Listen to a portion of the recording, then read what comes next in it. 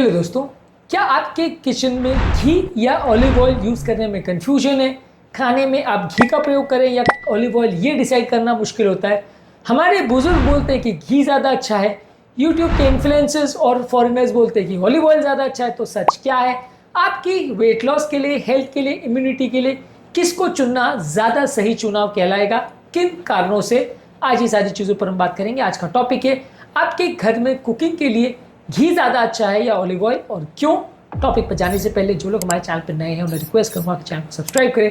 Video बहुत ही useful है और एक्सक्लूसिव है, इसे अपने फ्रेंड्स और रिलेटिव के साथ शेयर करें और फ्यूचर के लिए सेव भी कर लें। चलिए शुरू करते हैं।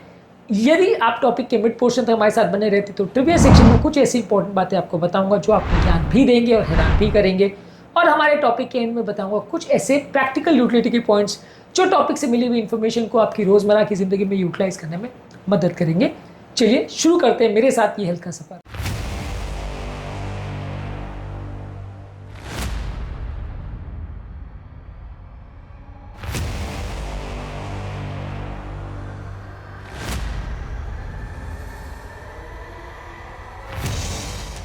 रिसेंटली एक 55 ईयर ओल्ड पेशेंट जिनको बॉर्डरलाइन कोलेस्ट्रॉल वैल्यूज थे वो हमारे पास आए। उनको कोलेस्ट्रॉल का प्रॉब्लम था, रिफाइंड ऑयल के बदले हमने ऑलिव ऑयल का उनको सलाह दिया। ऑलिव ऑयल उन्होंने यूज़ किया, लेकिन उससे थोड़ा ब्लोटिंग का प्रॉब्लम हो रहा था, गैस का प्रॉब्लम हो रहा था। फिर हमने उनको घी पर स्विच करने को बोला, जिससे उनकी प्रॉब्लम चली गई। यानी उनके पेट के हेल्थ के हिसाब से उनको घी थोड़ा बेटर सूटेड पड़ा। इसी तरह से एक और पेशेंट हमारे पास आई थी जो कि घी यूज़ इसलिए नहीं करना चाह रही थी क्योंकि उसमें कैलोरीज लगभग बराबर थी। उन्हें ऐसा लग रहा था कि क्या ऑलिव ऑयल में कैलोरीज कम होती हैं। हमने उनको कंपैरिजन बताया कि ऑलिव ऑयल और घी में लगभग बराबर कैलोरीज है। घी आपकी सेटाइटी को ज़्यादा बेटर एक्टिवेट करेगा, तो आप कुछ और नहीं खाओगे। उसके बाद उनका डर चला गया और उन्होंने घी यूज़ करना चालू किया, और उन्हें डेफिनेटली वजन बढ़ने के टर्म्स में कोई प्रॉब्लम नहीं आई। तो ऑलिव ऑयल और घी के इस कश्मकश पर आज आगे डिस्कशन करेंगे। आपकी नज़र में कौन सा ऑयल ज़्यादा अच्छा है? ट्रेडिशन के हिसाब से घी या मॉडर्निटी के हिसाब से ऑलिव ऑयल? आप क्या पसंद करेंगे? कमेंट सेक्शन में लिखकर हमें ज़रूर बताएं। प्रैक्टिकल कंपैरिजन पे आते हैं। कैलोरीज के टर्म्स में घी 120 कैलोरीज होता है, ऑलिव ऑयल 119 कैलोरी होते हैं, यानी लगभग बराबर है। टोटल फैट दोनों में 14 ग्राम होता है, लगभग बराबर है। सैचुरेटेड फैट घी में ज़्यादा है 9 ग्राम्स, ऑलिव ऑयल में 2 ग्राम्स है। Mono unsaturated fats olive oil में ज़्यादा है 10 ग्राम, घी में कम है 4 grams. Poly unsaturated fats olive oil में थोड़ा ज़्यादा है 1.5 ग्राम्स और घी में 0.5 ग्राम्स। ओमेगा 3 फैटी एसिड्स घी में कम है, omega 3 fatty acids olive oil में थोड़ा ज़्यादा, ये अच्छी बात है। ओमेगा 6 फैटी एसिड घी में कम है, ऑलिव ऑयल में ज़्यादा, ये एक बुरी बात है। यानी कि ओमेगा 3 फैटी एसिड भी ज़्यादा है तो अच्छा है, ओमेगा 6 फैटी एसिड ज़्यादा है तो बुरा है। विटामिन ए, डी, ई और के ये घी में ज़्यादा मिलता है, ऑलिव ऑयल में विटामिन ई और पॉलीफिनॉल ज़्यादा मिलते हैं। स्मोक पॉइंट घी का 250 डिग्री सेंटीग्रेड है, ऑलिव ऑयल का कम है 190 टू 220 डिग्रीज। यानी कि डीप फ्राइंग और कुकिंग के लिए ऑलिव ऑयल अच्छा नहीं है, वो आपका जल्दी खराब हो जाएगा, ऑक्सीडाइज हो जाएगा, खराब टेस्ट करेगा। तो इसलिए ज़्यादा डीप फ्राई करने के लिए आप ऑलिव ऑयल का नहीं, घी का प्रयोग करें तो ज़्यादा अच्छा है। घी के फायदे ये है कि ये आपकी इम्यूनिटी को बूस्ट करता है। विटामिन ए, डी, ई और के होता है, आंखों के लिए अच्छा है, बॉडी की हेल्थ के लिए अच्छा है, डाइजेशन के लिए अच्छा है। इसमें ब्यूटारिक एसिड होता है जो आपकी गट की इनर लाइनिंग के लिए अच्छा है। स्मोक पॉइंट अच्छा है तो हीटिंग और फ्राइंग के लिए यूज़ कर सकते हैं।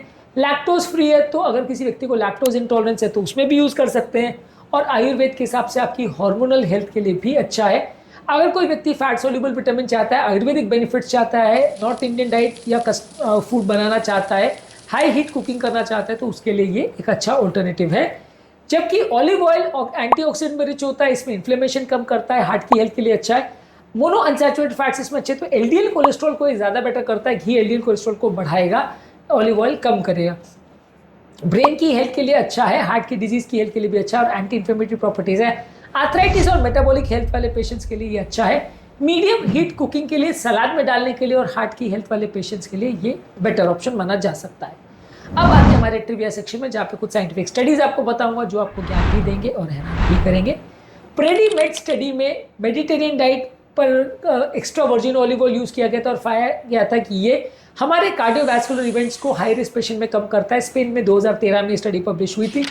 ब्रिटिश मेडिकल जर्नल में 2020 में एक स्टडी पब्लिश हुई थी जहाँ देसी घी जो कि उन जानवरों से लिया गया था जिनको घास खिलाया गया था, वो हमारे गुड कोलेस्ट्रॉल को बढ़ाते दिखाया गया था, और हमारे बैड कोलेस्ट्रॉल को थोड़ा बढ़ाता है लेकिन बहुत ज़्यादा सिग्निफिकेंटली इफेक्ट नहीं करता, ऐसा दिखाया गया था।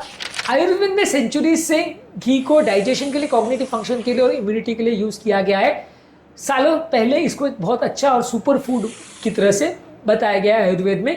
ऑलिव ऑयल में कुछ फिनोलिक कंपाउंड्स होते हैं जो कि इन्फ्लेमेशन को कम करते हैं और इसका इफेक्ट पेन किलर्स के बराबर रहता है आर्थराइटिस के पेशेंट में। तो आर्थराइटिस के पेशेंट में ऑलिव ऑयल को प्रेफर कर सकते हैं। Indian journal of medical research ने 2020 में एक आर्टिकल पब्लिश किया था जहां डाइजेशन लोगों का अच्छा था घी खाने के बाद और उनका लिपिड प्रोफाइल बिगड़ा नहीं था। जब हम घी में फिजिकल एक्टिविटी के साथ और बैलेंस डाइट के साथ घी को लेते तो उनका कोलेस्ट्रॉल वैल्यूज बिगड़ा नहीं था, ऐसा दिखाया गया था। टाइम मैगजीन में ऑलिव ऑयल को स्पॉटलाइट में 1990 में बताया गया था जहां इसको फीचर किया गया था heart protective secret of Mediterranean lifestyle के बारे में कि वो मेडिटेरियन लोग हेल्दी इसलिए रहते हैं क्योंकि ये कंपेरेटिवली हार्ट हेल्दी ज़्यादा है और हार्ट को प्रोटेक्ट करता है। स्मोक पॉइंट की जहाँ तक बात है, ज़्यादा हाई हीट इंडियन कुकिंग, क्योंकि इंडियन कुकिंग में ज़्यादातर हर चीज़ों को हम डीप फ्राई करते हैं या जहाँ चीज़ों को हम ज़्यादा टेम्परेचर पे बनाते हैं तो वहाँ घी को ज़्यादा बेटर माना गया है। घी में कंपेरेटिवली कॉन्जुगेट लिनोलिक एसिड भी होता है जो कि पेट के फैट को कम करता है और फैट की मेटाबॉलिज्म को इम्प्रूव करता है। ऑलिव ऑयल के साथ एक और इशू ये है कि यूरोपियन के स्टडीज़ में या यूएस में पाया गया था कि 70% ऑलिव ऑयल जो मार्केट में मिलता है वो प्योरिटी टेस्ट को फेल करता है। तो इतना अच्छा ऑलिव ऑयल मिले ऐसा ज़रूरी नहीं है। पर घी के साथ भी ऐसा है कि कई जगह उसमें वनस्पति घी को मिला दिया जाता है या कई जगह वो उतना प्योर नहीं है। तो घी भी अगर प्योर हो तो ही फायदा करेगा, नहीं तो नहीं। ट्रिविया सेक्शन में बस इतना ही। अब आते हैं हमारे मेन टॉपिक पर। रिसेंटली हमारे एक ओपीडी पेशेंट आए थे जो आईटी वर्कर थे और ऑलिव ऑयल यूज़ कर रहे थे, लेकिन ऑलिव ऑयल खाने के बाद उनका पेट गड़बड़ हुआ तो उनके लिवर एंजाइम्स ब्लड बढ़ गए थे। जब हमने देखा कि वो जो ब्रांड था वो उतना अच्छा ब्रांड नहीं था, उसमें प्रॉब्लली एडल्ट्रेशन था, इसकी वजह से उनको प्रॉब्लम हुआ। उनको देसी घी पर शिफ्ट करवाया और बाद में उनको प्रॉब्लम चली गई।